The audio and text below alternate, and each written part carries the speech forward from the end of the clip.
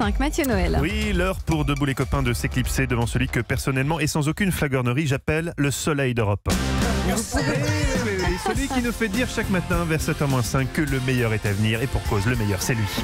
Le débrief de la matinale de Nikos Aliagas, même si ce matin il n'y a pas grand chose à débriefer, il faut savoir être beau joueur et reconnaître quand le 7-9 a été une réussite. Il l'a été hier, réussite, réussite journalistique mais aussi vocale, puisque Nikos a réussi, nous le verrons, à atteindre une note plus grave que Barry White en 96 à Bercy.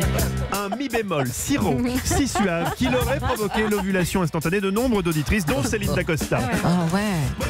On y vient, mais d'abord, je saluais hier le côté showman du tandem Aliagas-Cabrol. J'avais raison, alors que certains pleurent le départ de Patrick Sébastien de France Télévisions.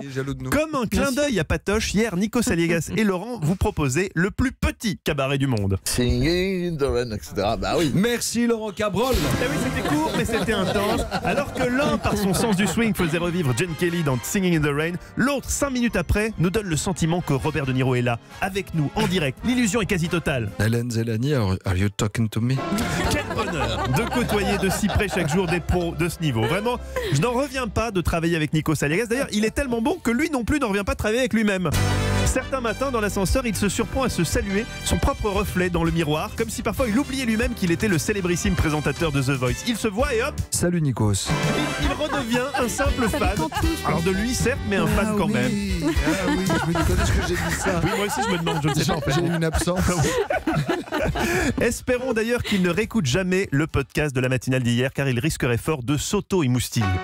On savait déjà que Nikos avait une voix suave de baryton sous taurine, mais là, il est allé encore plus loin que d'habitude. C'est comme s'il avait voulu faire péter la console de mixage simplement avec la puissance érotique de sa voix.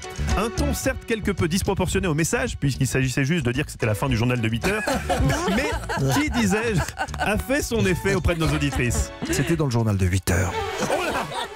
Céline, heureuse? Ah ouais.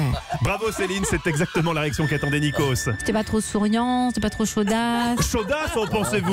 C'est parfait. Oh là, et quand je pense que c'est bientôt le journal de 7h, ça m'excite déjà. Ah non, j'arrive pas, j'ai pas l'organe, Ah oui, j'ai pas c'est l'organe qu'il faut. Il y a des gens qui se réveillent, Mathieu Noël. Voilà, si vous pouvez me le faire. Oh, je le mettrai sur mon répondeur, Nikos.